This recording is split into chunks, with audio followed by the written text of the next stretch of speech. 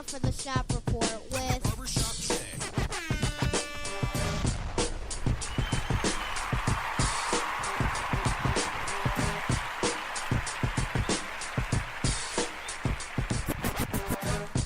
What up, sports fans? Welcome to the Shop Report. I'm Barbershop Jay. I'll be your host for the day. Here's what's happening. Due to time constraints, unfortunately, we will not be giving out the call-in number. But tune in next week when we have more time, and we shall and we will. Joining me on the program today is none other than my man from up north, Joey James, a.k.a. Double J. And I would like to say that hopefully my man from the NYC and Herman Arvey will be joining us a little bit later in the show. Double J, what's going on with you, man? Beautiful day, Selection Sunday at that. Exciting time. Yeah, it is. Yeah, it is. Actually, I just got done watching Auburn and Tennessee in the final. And I tell you what, man, I hadn't really seen Auburn all year long until that moment. Now, I don't know if it was just a small sampling size or what, but based on the way that they played today, Tennessee anyway, again, they look like they might be a tough out in the tournament, you know. And I'm not as really into the tournaments as I once was. You know me. The quality of basketball on all levels just seems to be somewhat porous, for lack of a better word or term, you know. But again, I still tune in, but not as intently as I once did. So I'm actually going to wait till the 64 or 68, is it now? Whatever the case may be, is set before I give my prognosis on who will and who won't, so to speak. But, yeah, that Auburn-Tennessee, from Auburn's side of things anyway, was pretty good. But, yeah, that tournament is here. It's March Madness is what it is, and the NBA playoffs are right around the corner. So, you know, our plates are full. In our first segment, so to speak, no sports intended,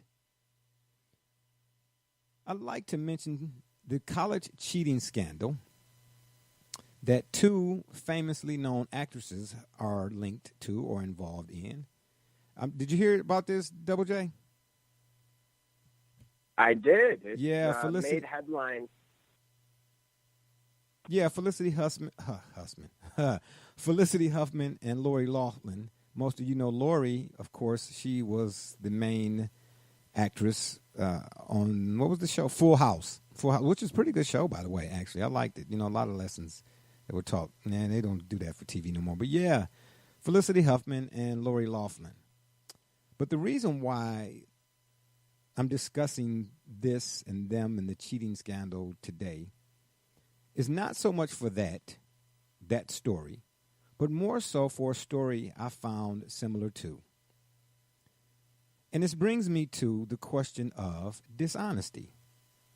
Let me ask you this question, Double J. Stealing is dishonest. Yes or no? Well, of course it is. Okay. Does the connotation, so to speak, change when person A, down on his luck, borderline homeless, ain't ate in a couple days, and I mean a couple days, man, not really knowing where his next meal's coming from, goes into a grocery store, sees a couple apples and oranges, steals them, just so he can have something to eat. Versus on the flip side, person B got $300 in their pocket to blow. Not $300 in the pocket because they got to hold on to it to pay the light bill or the gas bill or whatever other bill. This is $300 after all the requirements and responsibilities have been taken care of. They got $300. And they go in and steal that same apple and orange. In that instance, is dishonesty different in this case versus the other? And that's not rhetorical. I'm asking you, do you think? I'm going to say they're both wrong, even though the circumstances are very different. Right. But it comes down to the principle. The principle is you don't do it. Got you. Okay. Now, we both understand that there's alternatives to get the funds for something as simple as, the examples in this case, which are the apple and the orange. Again, here in Michigan, we have a 10-cent bottle return. Something I've, taught my 8-year-old is how to be able to collect those cans, which you're of course helping the environment in the same circumstances, because we're talking here on the sides of roads, etc. And seeing that, and no different than collecting pennies and putting them. He has something in my vehicle that he stores all of the change in, and we'll go to a coin store and he'll add it up. And you'll see how all those pennies over time, or no different than all those cans, will equal something significant. So again, it comes down to the principle. There are ways, no matter what age you are, to be able to get the things that you want or absolutely need, life necessities. Okay. And the reason why, that may not have been the best analogy, but the reason why I made that analogy is just to give folks some idea of what it is I'm about to read to you here. And this is, of course, in regards to Mrs. Huffman and Mrs. Loughlin and this whole cheating scandal thingamajig. I think in 2011, I believe, I don't know if you're familiar with this story, but there was an Ohio woman. Her name is Kelly Williams-Boler. And she has as much in common with Huffman and Loughlin as anybody else. This woman, who's now 48 years old and a single mom, she works as a teacher's aide in a high school for students with disabilities in Akron, Ohio. She was, in 2011, given jail time, okay, for doing something dishonest. And let me tell you what she did that was dishonest. In a bid to provide her children with a better education, she basically she went to jail for falsifying her daughter's home address so that they could attend school in a better district than the one they were zoned in, because they lived in an inner city neighborhood. Now, let's just be honest, okay? Like my man Karras once said, when it comes to this whole inner city and you can love your neighborhood, but you ain't got to love poverty, okay? She said, I wanted them to have a good start in life. I wanted to send them to one of the best schools. What I did was not in the best interest of my daughters. I disagree. So I'm going to stop right there and I'm going to ask you, is that her paying lip service? Or, she said what she did was not in the best interest of her daughters? You don't think that's what she did it for, Double J? Well, no, I'm going to agree with you. I'm familiar with this. It happens regularly. But this circumstance here, or example, is done all the time. People will live in a particular area, have either a friend or a relative that lives in maybe a better area, and they'll choose to use that as the residence to be able to send that child to the better school district. Exactly.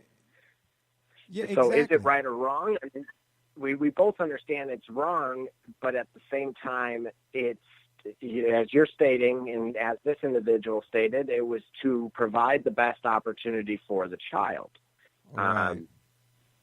Now, relating back to the names, Felicity, Huffman, and the others here, it kind of begs the question, well, why should affirmative, I believe it was affirmative action, right, be taken away if meanwhile you have this type of stuff that's going on behind closed doors as well? Exactly. And that's my point. Let me say this, please.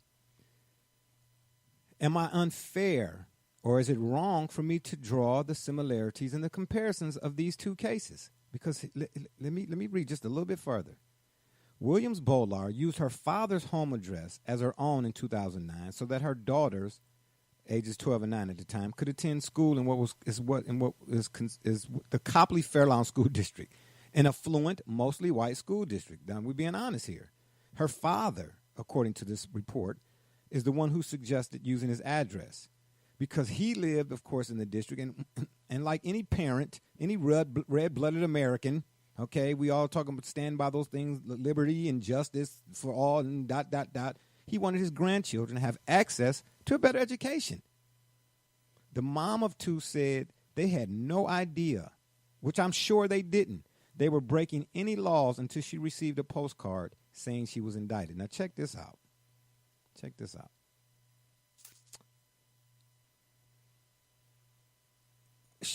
Bolar said when she heard about Loughlin, oh, wait a minute here. No, I'm sorry. I'm sorry. Let me say this part first. Bolar's case attracted national media attention, of course, because you said you were familiar with it.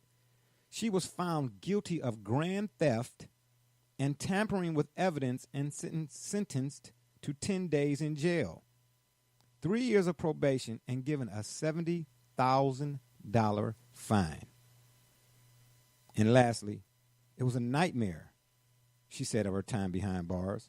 I read the Bible all day, every day. I was scared to be in there. I fell into a deep depression. So does the punishment fit the crime? Now that we have on the other side of the table this whole Loughlin deal, Huffman, did the punishment fit the crime? When I said principle, it's the principle of the matter. I can excuse, no, let me back up. Dishonest is dishonest. You're right. It's not good. But the point I'm trying to make ultimately here is, before I just end all, be all, oh, he was dishonest, throw away the key, I need to understand and find out the circumstances of surrounding the dishonesty. Because then if I'm the one holding the verdict, it may change somewhat. Does that make sense, Double J? Yeah, no, I follow. You feel me? Because, again, does the punishment fit the crime in this case, in the Bolar's case? If that's true, then, now let's go to the Huffman and Loughlin deal. What do they get? Because here it is, and I'm not counting their money, but we all know, okay, 1 + 1 = 2. Huffman and Loughlin are much more financially stable than Boler Williams, okay? If you know the stories here, then we can all agree on that. That's number one. Number two, here it is. You can afford to send your daughter to college. And did you see the video of Loughlin's daughter? Oh, I just came here to party. Really? I mean, you know, it's your mama's money, I guess. Okay, but at the end of the day, they can afford to send their daughters to these colleges or whatever the case may be. And I'm just saying, like a regular, not regular, but, you know, school, $50,000, $60,000 a year. You, huh? And you all are doing what? Circumventing the system. Am I right or wrong, Double J? Yeah, you know, I mean, the difference in the circumstances of this, because I think that there's, without a doubt, there's millions of Americans that are guilty of what the young lady in Ohio had done. Yeah. And again, yeah, what Boler had done. And however, when it comes to the other set of circumstances, as you stated, not only could they afford it, but what the level of the crime that they committed is actually, in my opinion, far more extreme than what Boler did, because they were cheating on the standardized tests. They were paying other individuals off. None of those are circumstances that ever took place with Boler. So this is why I think it's making, you know, such a, you know, why people are griping so much, because these are affluent individuals that they know their kids could have got in regardless. But instead, and it even made me question myself a little bit as to what really was the gain from their side, you know, from their perspective, right, because you're paying people. Right. And essentially you're already paying for the tuition one way or the other. Exactly. Exactly. That part of it didn't make, you know, a whole lot of sense to me. Can we say, and, can we say bass ackwards? It sounded more like a prestige. You know, oh, she got in and she got in on an academic scholarship, I think is the angle that they were looking for. So yes, I would pay $60,000 instead of $220,000 over 4 years. And that would be by way of these standardized tests, these admissions, individuals. And then, of course, Loughlin's daughter, you know, the party animal, as you know, she deemed herself. She was on a boat with one of the chairs of USC. Yeah, I was So getting to that there I too. said both. I apologize. I'm going to rephrase. A yacht. Yacht. Yeah, I was getting ready to say that too. Yeah, exactly. You got to be more Pacific, quote unquote. I'm being facetious out there for people who really thought I was serious. Yeah. Yeah. But check this out. Here's what Boler, the Ohio lady, she also said, and I'll finish the article here. She said when she heard about Huffman and Loughlin, paying and this is what they did. Here's the killer part: paying a consultant to provide erroneous information to admissions counselors in an effort to get their daughters into the colleges of their choice. She said she had mixed emotions. One part of her was stunned at the level of alleged dishonesty. They already had so much and just wanted more, which we already alluded to. But she also felt compassion. And I mean, I can understand that too. The socioeconomic backdrop is completely different. It's two different cases. Absolutely. We know that. And they definitely were all about the status. But we're all moms, which is the key element in what folks and why I'm bringing these two together. If you're one of those folks out there who's going to have some judgments, pass some judgment in this instance or in this case. When I watched the video of them, Boler said, with their daughters, I could see the passion in their eyes for their kids. I could see the love there. They want what's best for their kids. Williams-Boler said that while a part of her feels badly for the disgraced actresses, I don't see why, she said another part hopes that justice will prevail and that Loughlin and Huffman will not be given a pass, which we've seen in far too many cases in other instances and situations because of their wealth and status. Lastly, she goes on to say, Boler Williams does, I think they should have to serve some time. I do too. Double J. She said, I just want to know how equal this will turn out to be. That's my question as well. Barbershop J's, third person. I do think they'll be treated differently, imagine that, because of their status. Their attorneys, because they can afford them, she's not saying that, I am, will argue they're first-time offenders. Well, I was a first-time offender too. A lie is a lie. So at the end of the day, that's what I'm interested in seeing. How these two women, these two ladies, who I don't know personally, but in this instance, I'm waiting to see what the verdict going to be, man. Because if it's not what it's supposed to be, because if right is right and wrong got to be addressed, I mean, and in either case, it's not gender specific or cultural specific, right is right and wrong got to be addressed, then these ladies should get far more. Or should I say, the outcome or consequence should be far more egregious than what Boler Williams had. Go ahead, Double J. Last say before we move on to something else for the day. Yeah, I mean, I'm going to completely agree with you here. I think, yes, they do deserve to serve some time, regardless of the fact that it's the first offense or not, because they broke the law in multiple ways, not just one choice as Boler had. So ultimately, regardless of having the ability to hire some high-profile defense attorneys, the facts are the facts here.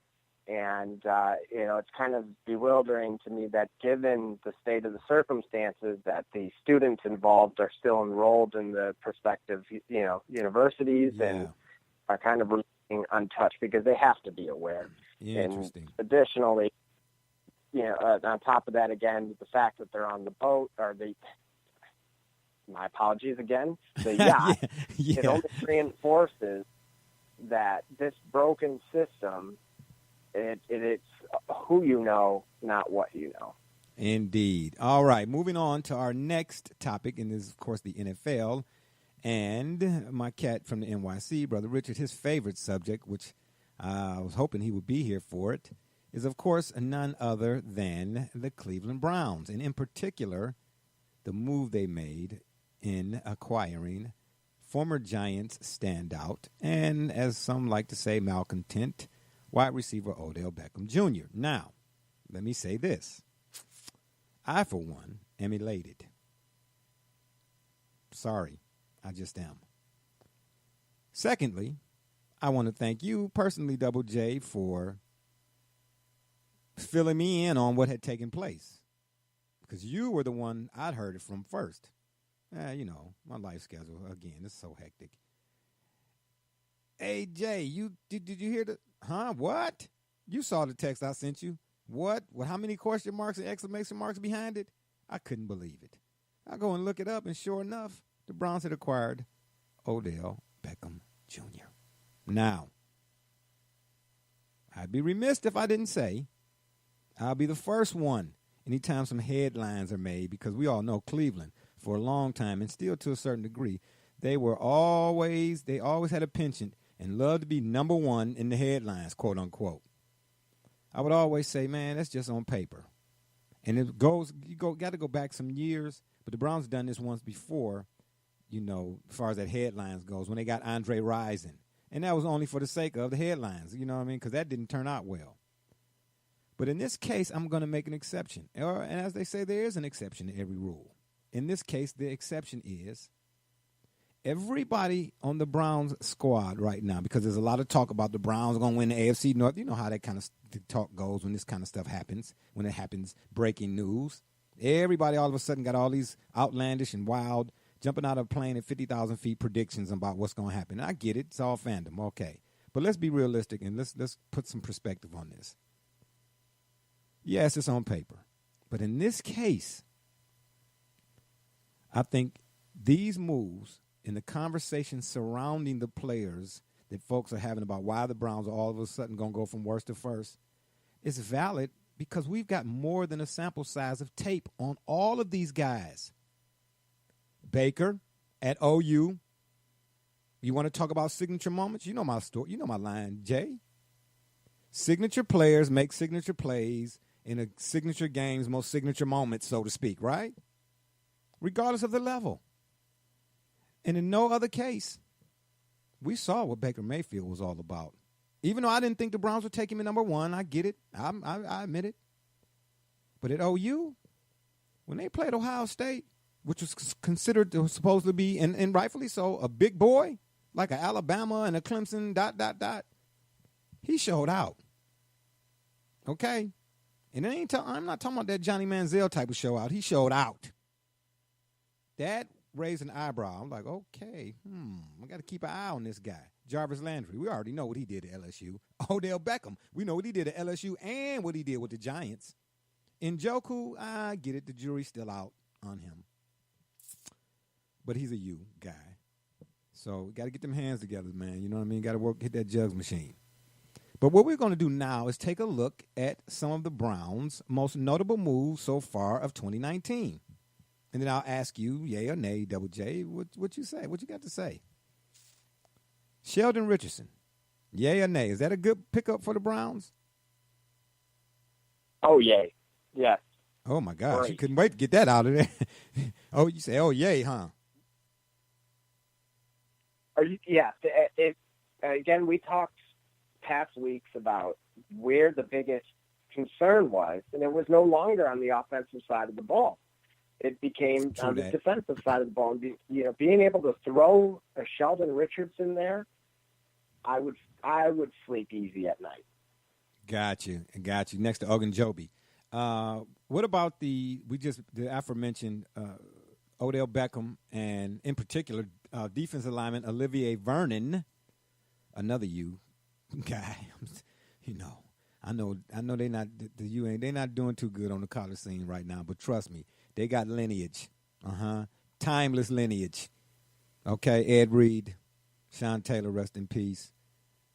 I would say Ray Lewis, but he didn't turn anyway. Meanwhile, back at the ranch, Chuck Foreman, Jim Otto, former Raiders center, with my man Kenny the Snake Stabler. Anyway, we already know how that goes. But yeah, I'm a U fan still. But here's the kicker part. In addition to getting those two, the Browns let some folks go with the Giants. And correct me if I'm wrong here, Double J, but I'm figuring that this exchange for Beckham and Vernon was Kevin Zeitler, Jabril Peppers, and a 2019, this year's first-round pick from the Browns, which is 17, and a third-round pick. Do you think that was a fair exchange? Or who may have, like most people like to say, who won out in that exchange? You know, you never buy on potential. And if any franchise knows that better, then the Browns, it would probably be the Lions, but it's a 1 and a 1A. And Gotcha. So by getting rid of what I would say in a landslide, the Browns were the winners in this. Again, you know what you're getting with Odell Beckham.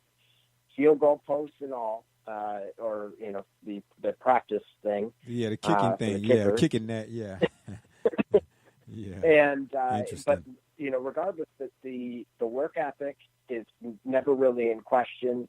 The ability in what he's going to bring on the field, when you pair that with a Jarvis Landry, that is going to be dangerous for I don't care what pair of corners you have or who your secondary is.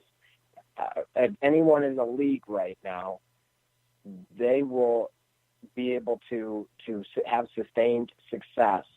And what, you know, you think of years past with, you know, specifically last season, they really kind of got plagued, you know, on third downs and had to oftentimes get very one-dimensional or pull a rabbit out of a hat to be able to, you know, to secure a victory.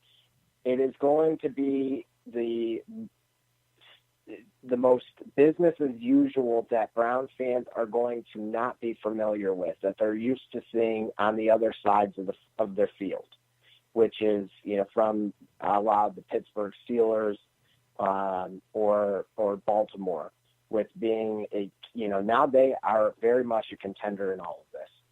Yeah, you know what? Something you just said made me think of this. I'm not a real big fan of Hard Knocks. At the time when I found out that the Browns were going to be on Hard Knocks, from my understanding, they had already, because I was like, man, say no to that, because y'all ain't done nothing to deserve that type of publicity, so to speak. You know, let them earn it is my thing. And then I found out that they had turned it down twice before. I guess you can't turn it down but so many times. So when they were a part of it, I really wasn't interested in it. But a friend of mine said, he said, man, you need to see that part where Jarvis Landry was like, we're going off on folk. And I checked it out, and I was like, whoa, okay, yeah. That's what this locker room was missing. You know, that part about practicing, you know, and guys were sitting on their schluff. He said, I know basically in so many words. Man, no wonder y'all ain't won nothing. You know what I mean? Wonder y'all went 0-16. Y'all don't do, you know, blankety blank and whoop, whoop, whoop. That's all, folks, you know? So I was like, whoa, that's what they missing. I thought we had that here with my man Kelly Williams-Boler and his story. That's another story for another day, but his story is so sad. I'm really disappointed in him because he used to be one of my favorite players. But he had that attitude somewhat. I thought he brought that when he was with the Browns early on. You know, when he shoved in a game against the Steelers, he shoved Joey Porter's face in the ground. I was like, yeah, it's about time. Because at that time, the Steelers had been punking us. Excuse my French fries. Some people think that when I say that, I'm sort of being profane. But, yeah, they used to punk us. I saw Ashton Kutcher all up in the Brown Stadium when the Steelers came to town or any other venue. And I saw him do that. I was like, oh, yeah, okay, we finally got somebody who's going to give it back. Then later on, he went and shook his hand. I was like, man, I don't know about that, man. Not in that case. I get this good sportsmanship, but not for that guy. But anyway, I think the Browns are again, past the point of paper where, you know, we're going to see these guys playing with a purpose. Now, they still got to play out on the field. And let me remind everybody, this is the NFL. So, you know, we still got to get through, you know, training camps and OTAs or however that thing goes or whatnot. Because, you know, the NFL is a violent game. What we like to call a game anyway. It's violent. It's violent. And I said, too, and I'm going to keep saying, I think it's a testament to divine intervention and the human body and how it was constructed and how guys, you know, that more folk, how guys take care of themselves, that more of these guys don't get hurt. I'm not wishing nothing on nobody, you know, based on the nature of what it is that they do. You know what I mean? These guys, and I haven't done any analytics on it, but I mean, and I'm not a gambler, man, but I'm willing to bet that NFL players, for the most part, are more healthy, if you would, or less injured nowadays than NBA players. And the NBA is not as physical. But anyway, you get where I'm going. Do you think that the signing of tight end Demetrius Harris, who I'm looking at it now, will probably most likely replace Darren Fells because Darren Fells' contract was terminated. Do you think Demetrius Harris is a upgrade over Darren Fells? I think that one's more of a lateral move. I think he definitely has the higher ceiling between the two because Darren, Fells has been in the league for a while now. But I definitely would say if you can't have superstars or diamonds in every position. Again, it's a game of balance, and but to be able to have someone that's a quality blocking tight end and then still is a downfield threat. Is, you can look at how Eric Ebron performed for Indianapolis this past season. Good point. All the way to somebody more steady. I would say that he's more along the lines of a Jesse James who just recently went to the Lions. Again, ultimately that you can be assured of that if you throw it in his direction, he's going to come down with it. Or if it's a critical third down, they blitz on the edge, he's going to pick it up. Got you. And ultimately that's what you want to be able to be assured of, and that's why I've liked all of the moves that the Browns have made up to this point. Give me a second here. We got somebody calling on the line. Let's see if we can get him in here. Hello, caller. What's your name and where are you calling from? Barbershop J. What's up? Is this Herman, my man? R&B. All right. What's up, Herm? I'm good, man. Just rolling down 10 West, heading from New Orleans. All right. Well, we got Double J on the line as well. Double J, Herm is here. He's joined us. Thank you for joining us, Herm. What's up, Double J? Herm, honor and a pleasure, sir. Big fan. Yeah. Herm, we were just talking about some of the 2019 signings that the Browns made, and here we're just leaving off with Demetrius. What's his name here? Ooh-wee. Oh, the tight end, Demetrius Harris. Double J was saying that he thinks with the termination of Darren Fells and the addition of Demetrius Harris, that was more of a lateral move than anything else. What say you? Hello? Yes. Did you hear me? Yeah, you kind of faded out. I'm sorry. I'm in the car at the moment. Okay. But you said Demetrius Harris? Yeah, the Demetrius Harris acquisition in conjunction with the termination of Darren Fells. Do you think that adding Harris was more so like a lateral move? Actually, I think it's an upgrade. Really? Harris, yeah. Harris, to me, is an up-and-coming tight end. Okay. He was a project with Kansas City. Okay. He was another of those former basketball players. Gotcha. And, playing with, what's the guy from Cleveland Heights? Travis Kelce? Let's start. Kelce. Yeah. So playing with Kelce, I think he got overshadowed. And by him coming here, he could actually become the feature tight end. Wow. More so than Njoku. Wow. See, this is why I love having you on the show, man. Double J, did you hear my man? Did you hear my man? I did. I see, did. I like it. Yeah, see, this man, I'm glad you all are a part of this. See, y'all's perspectives are unique and refreshing. But now I digress. So, Herm, let's back up a bit. Because we'd already covered a few of the other signings. And now that we got you in here, let's add you to the mix. We're going to go back to Sheldon Richardson. How fond are you of this move, adding Sheldon Richardson to the Browns D-line? I think Sheldon Richardson is a great move. Well, let me temper that. Let me not say great, but okay. I feel at this stage in his career, he's taken his lumps. He's learned that this is a business. This is not a game. And you saw that when he was with Minnesota. Right. So we're getting a Sheldon Richardson that, like I said, learned his lessons as a young player, and he's more mature now. So I feel that move, along with what's the kid from Miami? Olivia I Vernon. didn't even realize he played that. Yeah, Vernon. I think Vernon is an excellent move because, you got the guy, you got Garrett, and you also have, I'm not sure if they made a move on the kid from Oklahoma State, but you still have him in the mix. I don't think they moved him. Yeah, Agba. Yeah, so I haven't heard anything. That there on the outside, the Browns they're gonna be rushing that passer. So I think those are two great moves. And, let me go back. I like the Sheldon Richardson move. Yeah, and I was going to say, let me go back to the Sheldon Richardson thing. And you basically saying the player that he is now versus the player he was then. Something my grandfather used to tell me, about wisdom. And, he would say, with age comes wisdom, true or false. And I agreed with him. And then 5 minutes later he would say, no, with age should come wisdom. So I'm with you, Herm. You still with me? Yeah, I'm here, bro. Okay, yeah. So, I'm maybe this in Sheldon Richardson's case, the guy he was then thought that wisdom came with age, as opposed to now, he understands that wisdom should come because we all know some old fools. All right, let me throw this one out here at you too, Herm. We'd already covered this. The acquisition of Odell Beckham and, as we mentioned, Olivia Vernon from the Giants in exchange for Kevin Zeitler, offensive lineman, and Jabril Peppers, the Browns' 2019 first-round pick, which is 17, and a third-round pick this year. Is that a fair trade-off, or who got the better of the two in your mind, Herm?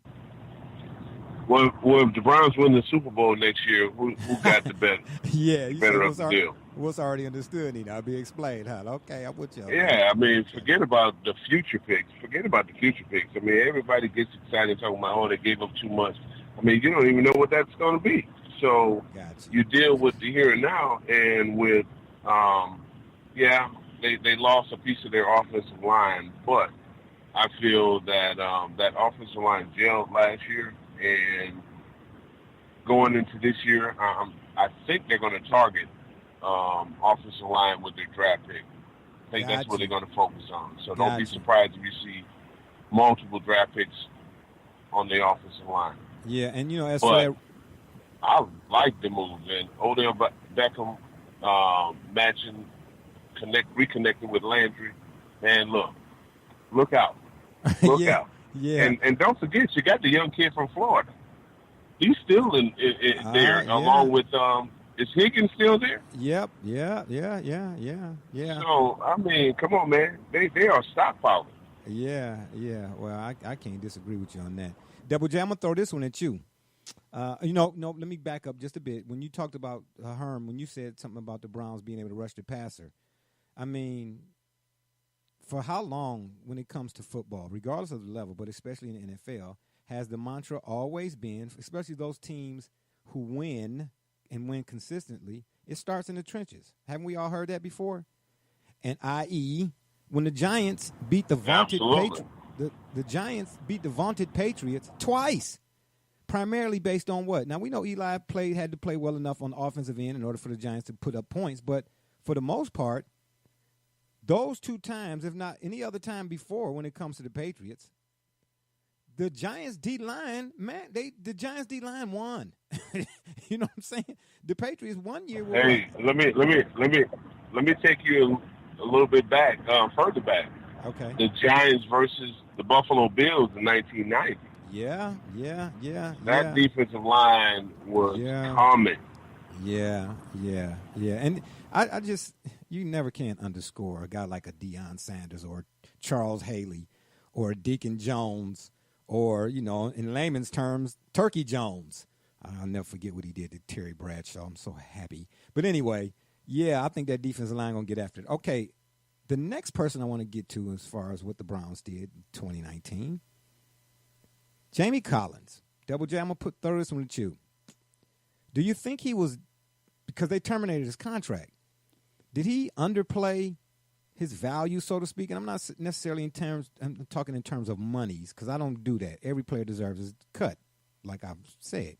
But in terms of value in regards to, being that guy that your teammates, all they got to do is look over at you and know that you got the same mindset as they got, which the Browns definitely need to have, this team. letting his opponent know, regardless of the position, I got to thrash you. Don't take it personal. This is my bread and meat. If I don't do this, I don't eat. When his teammates looked over at him, Jamie was like, yeah, you know what? I think I'm going to Disneyland this week and all of that. Did he underplay his contract? And then here's another, and let me put an addendum on that. Because I don't know him personally. I'm just surmising here. How could you not want to be a part of a team that is evidence, not just talk, not headlines, evidence of a come up? What you say, Double J? Well, you got to look back. This has always been my concern about free agency and in acquiring players that come from a winning culture that essentially are quote-unquote cashing in. Is what is their primary motivation? Are they now just trying to secure the bag, which, again, as we both are on the same page, that there is absolutely nothing wrong with that. But if you don't earn that, your keep, you find yourself in the predicament that he's in right now. And the hope is that, one of two things will take place. You can always come back for less, or, if you really want to be a part of it, right? Or, of course, you can go to greener pastures or maybe familiar territory a la New England. Yeah. Herm, do you say that? I mean, you being a former Browns player, and I know it's been a while, but, you're still, of course, connected to the team. Do you see that, when players in past years that or do you come away with that same feeling that players were cashing in, so to speak? Because I like that he mentioned that. Players have to cash in. That's the reality of it. You don't have many guaranteed contracts. We have one thus far. Yeah. So when you have the leverage, you have to strike. If you have the advantage, the leverage, you take advantage of it. Very few people can settle for less or take less. Yeah. So in terms of Collins, I think he was, he did what he did. I didn't realize they released him. So you just brought something to my attention. But Double J mentioned something. There could be a possibility of bringing him back at a lower salary, reworking, his contract, or, he might feel that it's time for me to move on. I think that the Patriots made a move on him, which was surprising, but Bill is good at that. He's probably the best at it. Yeah, where right. He gets the most out of his players, and he lets them go before, things fall apart. So, it is what it is. I think, too, though, to Double J's point, he might have been sort of alluding to, I'm not going to even say the fact, but alluding to the idea that Collins came to Cleveland like, yeah, I'm here to collect a check. You understand what I mean? Because, I point back to that Jarvis Landry episode of Hard Knocks when he walked in, basically he was telling them guys in the film room or study room, wherever they were at, like, man, and I see why y'all don't have that fire. Y'all just cool with whatever. You just being cool with what. Hey, Barbershop Jay, let me just add this to it. I'm gonna give you a real perspective, like from a player's perspective. Okay. I don't really feel guys are getting checks and mailing it in. I feel that their skills diminish. Okay. Okay, their skills diminish, and they may not realize it, or they realize it, but why would you say, like, you're not going to give money back? Yeah, got you. Okay, got you. You know what I mean? Yeah, got you. Well, when we speak of the trenches, we look to the other side now and see that the Browns also, and this was in February, of course, or this past February, they re-signed offensive lineman Greg Robinson. Herm, I'll ask you, is that a good thing or a bad thing? I think it was to a 1-year deal too, or something.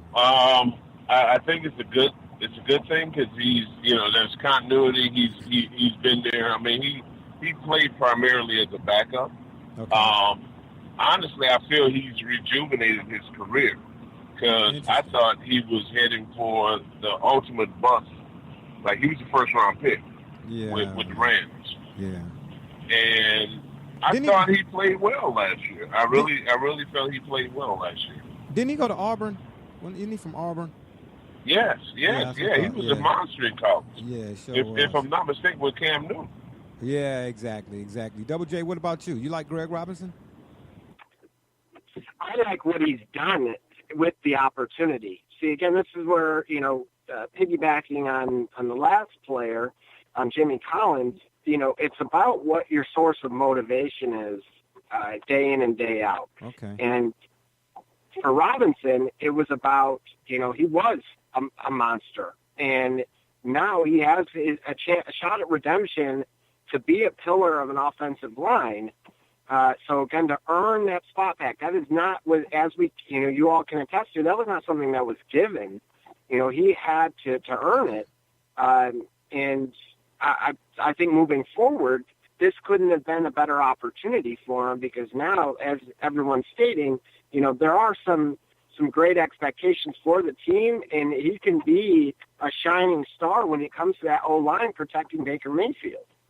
Interesting. Well, the Browns also added another player who was in the headlines here lately quite a bit. It's somewhat, I don't want to say died down a bit, but you're not hearing about it as often as much as you did, maybe a few clicks ago. But Kareem Hunt. Now, I think we're all in agreement, at least everybody here today, is that this goes beyond interesting, this edition for the Browns. It's definitely an eyebrow raiser. For me, it's an eyebrow raiser because I'm like, whoa, what this, you're talking about potential, what this really could be. But let me ask both of you, Herm, we'll go to you here. The 8-game suspension that he received, is that good for him, moving forward, so to speak, in terms of, saving your body a little bit more and things of that nature? Or, how do you see the 8 games, in regards to Kareem Hunt?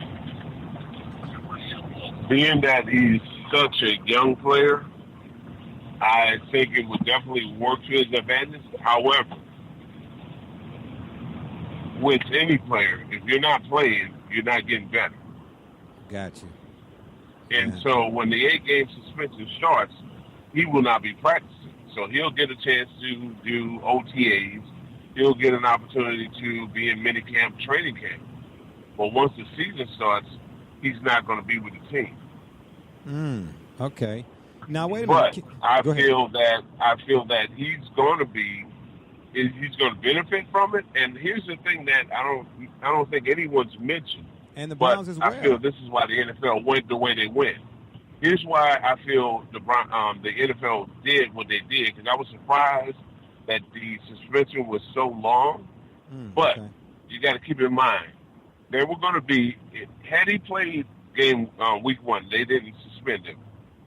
There was going to be a lot of added attention, protests, and all kind of things that happened because they know what he did, right? Right. So by them suspending him for 8 games, guess what he's going to do? He's going to blend in, and you won't even notice it. Ah, okay. Matter of fact, sort of like so all that hype, all that protest, I don't believe it's going to happen. Yeah, you know what? And that brings to mind the guy. What's the guy that played at Oklahoma? Joe Mixon, because he kind of sort of went through the same thing, didn't he? We got a lot of attention. That's right. Cincinnati. Yep. Yeah, for Cincinnati. And he turned out to be balling pretty good for them down there, too. What about you, Double J? I like it. I think it covers both ends of the spectrum here. It shows that the NFL is still looking out for the best interest not only of themselves, of course, but for those that are victims of domestic violence. Again, it gives Kareem Hunt all the leverage in the world, actually, because, yes, he is going to likely start out slow as far as his reps coming back, but he's not going to deal with the off-field issues of having, any kind of distraction. And so it'll be interesting to see what kind of game shape he comes back in once the 8 games are, if came and went. But talk about a jolt to the offense. And when he does return, and he's going to have, he's going to want to prove to the world as well. He's going to have a chip on his shoulder about just, whether it be just simply a vendetta to prove that Kansas City made the wrong judgment, but he's going to come out flying. And I'm excited because I think, after 8 or 9 games, your body starts to get worn down a little bit. And then here you come in fresh. You're young still on top of it. Yeah. And this guy, it would not shock me right now. I'm going to call it now. He may have one game that's over 200 yards. Whoa, I wouldn't be surprised. But that's not all purpose. And Double J, he's a proven commodity. Right. So it's not like he's just going to be coming in and you don't know, man, this guy. Yeah, I will. I'll second that one. Yeah, that was a very, very good point. And that's really kind of what I was alluding to when I said this suspension. That's kind of how I should have maybe worded it. The benefits to, he'll be fresh. Oh, my God. I mean, that's the magnitude of a guy like that being fresh. Here it is. We had to deal with Chubb, Duke, Bernie, Slaughter, we had to deal with all these guys all game long. And then here this guy come? Oh, my gosh. Can you cancel Christmas, Hanukkah, and no Mogan David for you? All right. Moving right along, let's talk some boxing.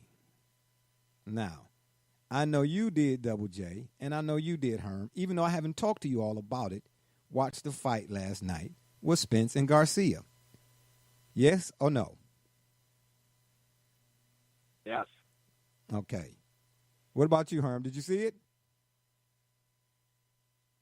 I'm sorry. I didn't hear that. Say it again. Yeah. Did you see the fight with Garcia and Spence last night? No, I didn't see it. So it was Garcia and who? And Spence? Yeah, Garcia. And Errol Spence? Yes, Mikey Garcia and Errol Spence. Who won, man? Who won? No, I didn't see it. Come on, tell me. Who won? Yeah, Spence won unanimously. But let me give you the rundown because Double J saw it. First off, there were how many fights were on that undercard, Double J? 500? Or did it just seem like it? It felt like it. Yeah. I don't recall seeing that many fights on the undercard of with the main event, of course.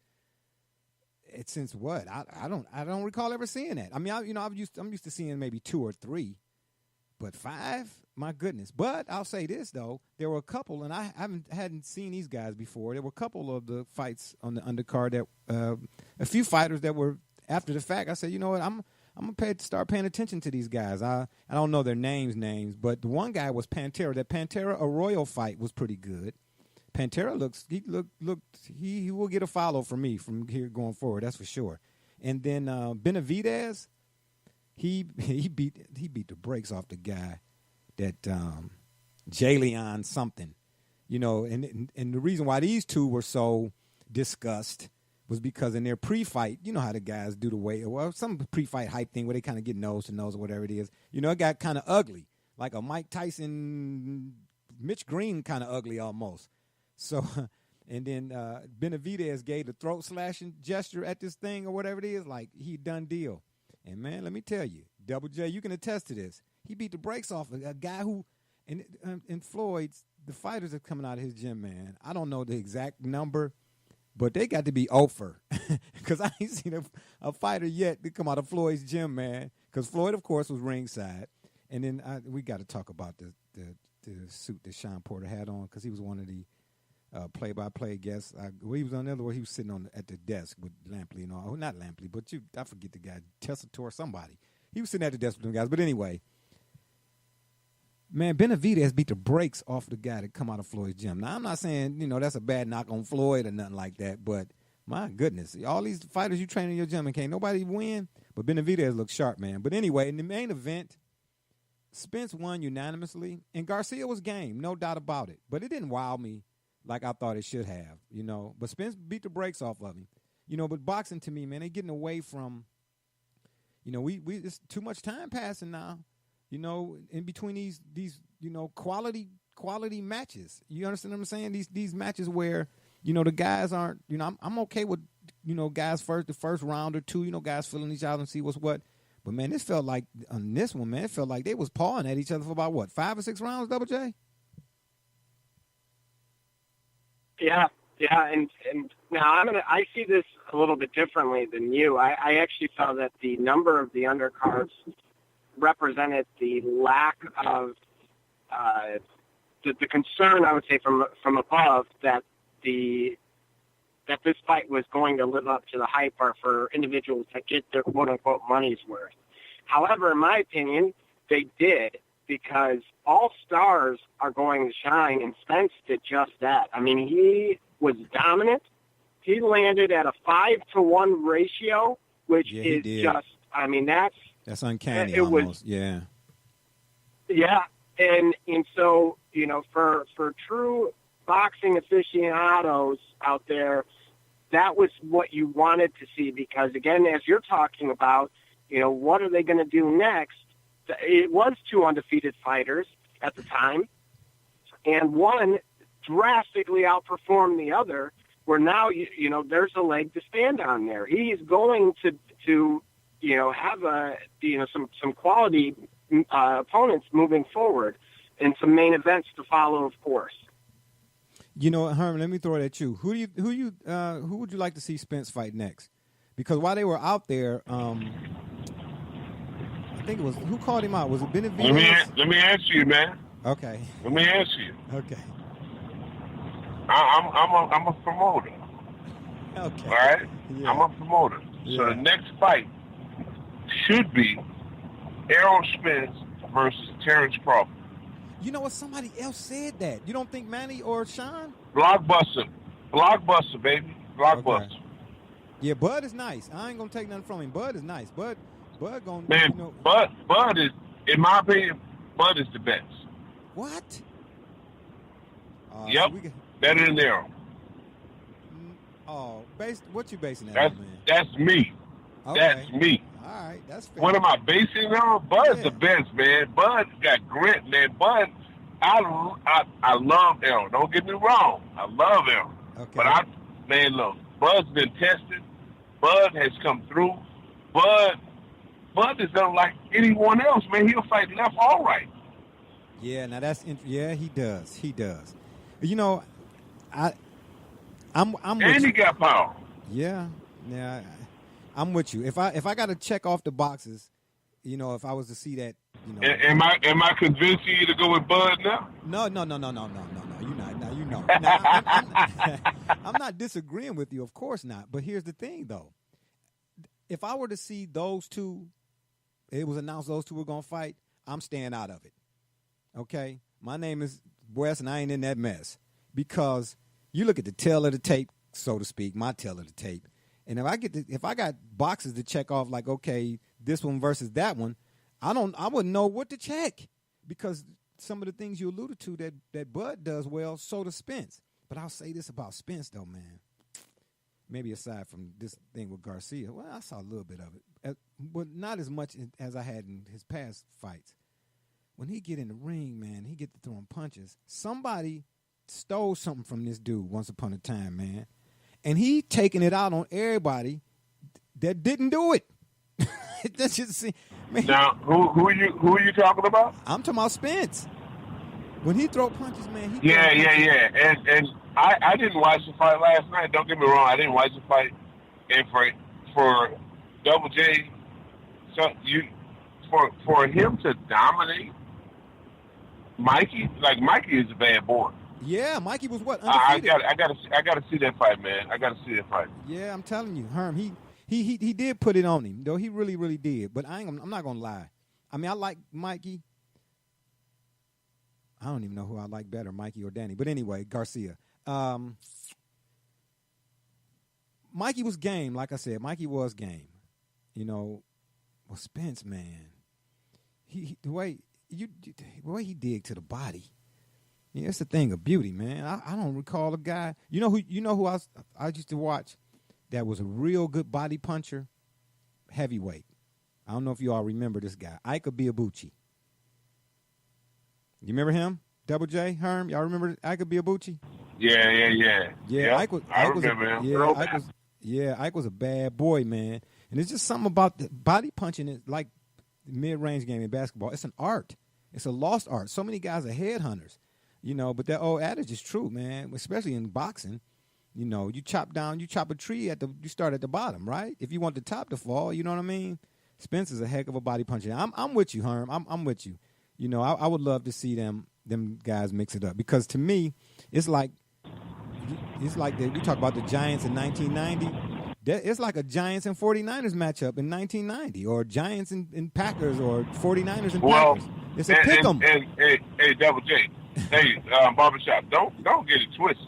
Yeah. Terrence Crawford goes to the body also. No question. I'm not taking that from you. That's why I said I wouldn't know who to pick. It would be a pick 'em for me. Double J, what you say? Would you like to see this? Would you like to see Crawford and Spence? I would. I know he's got a lot of options. You know, the one that I hope not to see, unfortunately, because I think it'd be the last fight of his career, would be Pacquiao.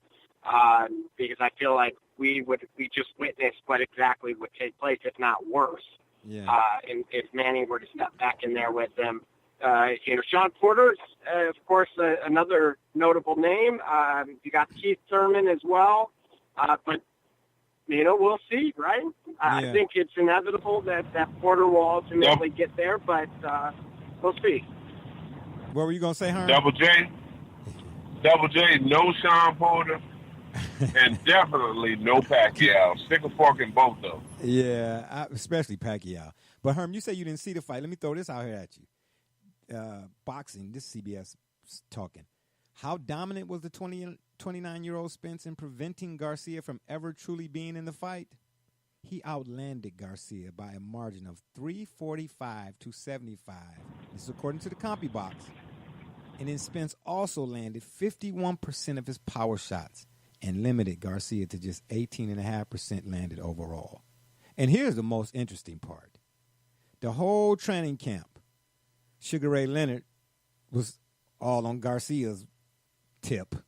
He felt like Garcia was too smart and the Spence couldn't outbox him. I don't know. Now, Sugar Ray's hands down, one of the coldest. He fought in that era that I miss.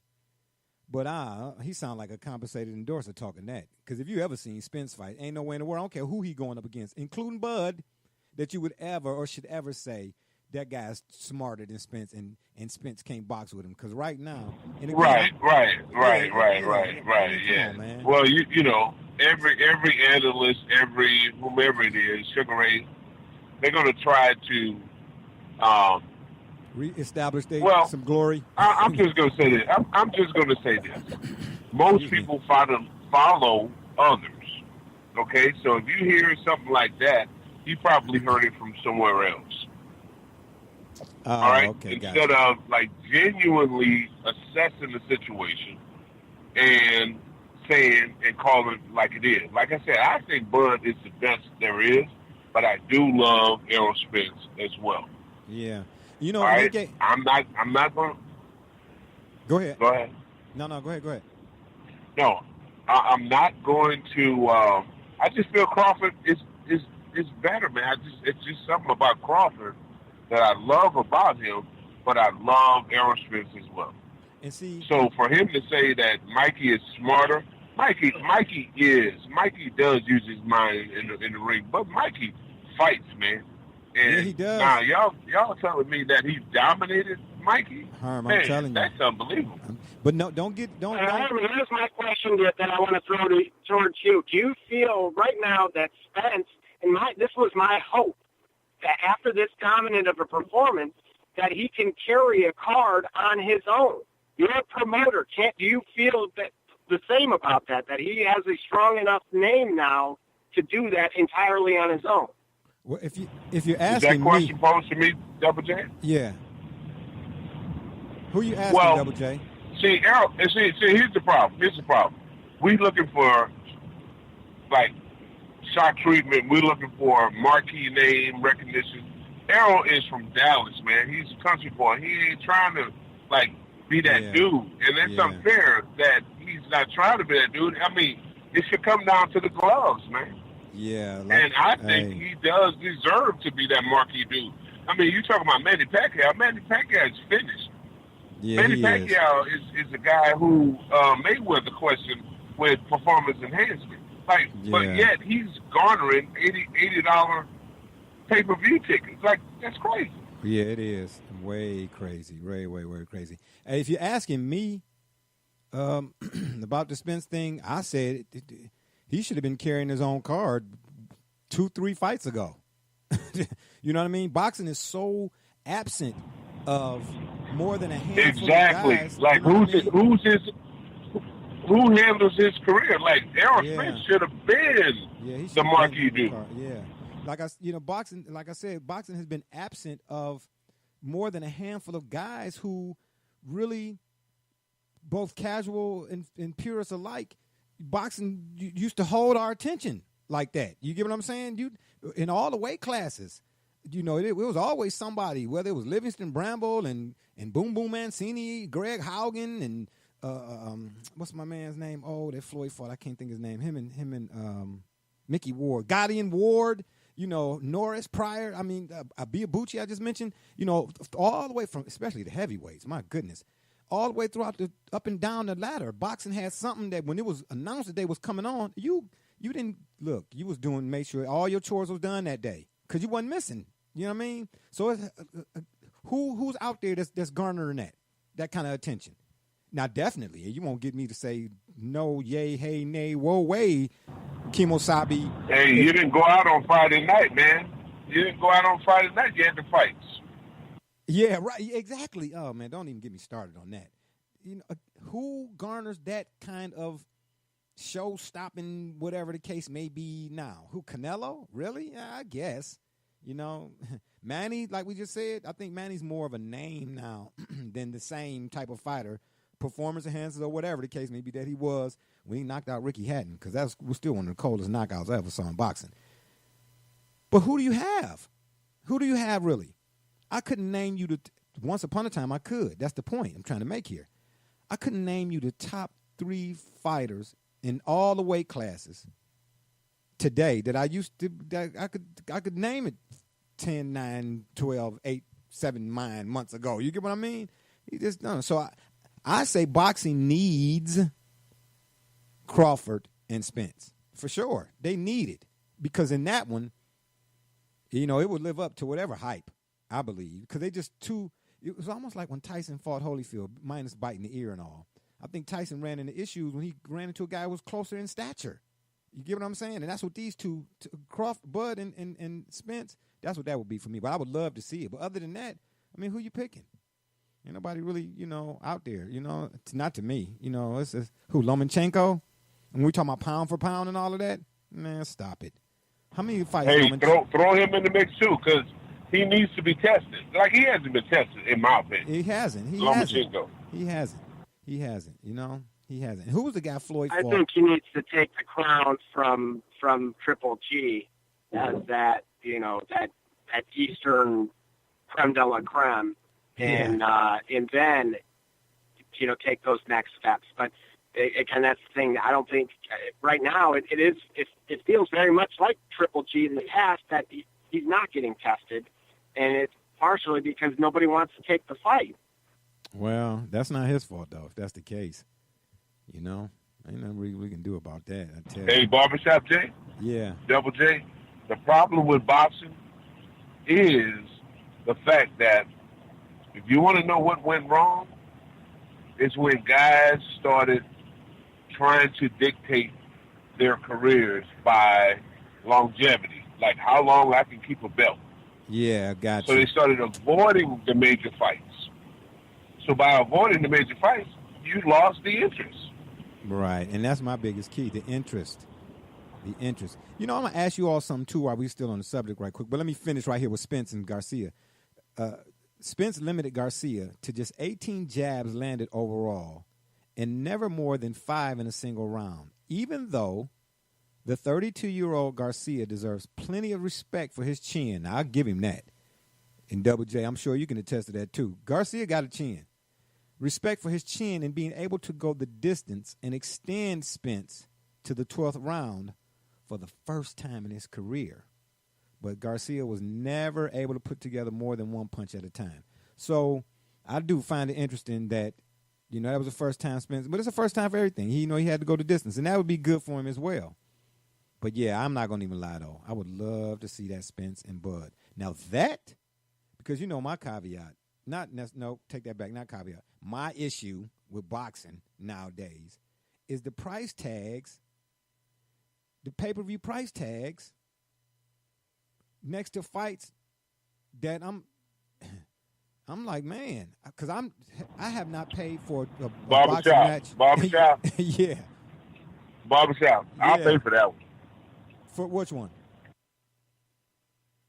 For your Crawford and Spence. Oh, I'll pay for that one. Yeah, no question. That's what I'm trying. Yeah, that's definitely what I'm good. That's what I'm going at with that. I'll definitely pay for that one. But up until then, Maidana and I did like when Maidana beat up Broner. You know, and I like the fact that Broner keep getting beat up. But you know, who I'm paying for? Who I'm paying for? Would you have paid for this Garcia and Spence? Because I watched it, but I didn't have to. I mean, I gave the person who invited me, I gave him a couple of dollars, you know, on an appreciation tip. Good looking out. You know what I mean? And I had a 7-Up and something to eat. So, it was a win-win for me, I guess. But would you have paid to see Garcia and Spence? Because I think it was 74 or something. Would you have paid that? Let me ask it that way. Double J? I followed suit with you regarding, kind of everybody putting their funds together and being able to order the fight. However, again, this is where I'll reflect back on kind of the direction that things appear to be going with the subscription packages that are going to give you access where I think it's more viable for the consumer. In addition to that, it's going to allow for, for everyone to win, from the promotion all the way down to, of course, the fighters themselves, because, again, part of the narrative here as to, no different than me saying can Spence alone, just the name alone, carry that type of price tag consistently, fight in, fight out, and boxing as a whole is facing that same issue, and that's why by going this route, you're able to reach a wider audience and grow the brand, and then also still be able to have the fighters get the purses that they feel are meet their value. Definitely. That's a good point, man. Herm, take us on out of here, man. Last word. Well, Netflix changed the game since we're on this topic. So the subscription play is definitely the way to go. Cable is learning a lesson. Cable is getting a beating. And so with that being said, the boxing model, let's ride with it. I'm with you on that. Yeah, I cut my cable cord too. Good stuff, fella, as always. And on that note, it's been fun, but we got to run. We appreciate y'all for listening. Don't forget to check us out right here on the Spreaker.com network. Go to the search box and you type in the Shop Report. Or you can check us out on Facebook, Twitter, iTunes, and, of course, via email, theshopreport365@gmail.com. And if that don't work, Google it. For my guest, Double J, and Herman Arve, and all those who follow us on social media, we say thank you for your support. I'm Barbershop J. You've been listening to the Shop Report. And remember, next time y'all want to know what's really going on, man, come to the shop. Walk-ins are always welcome. Holla.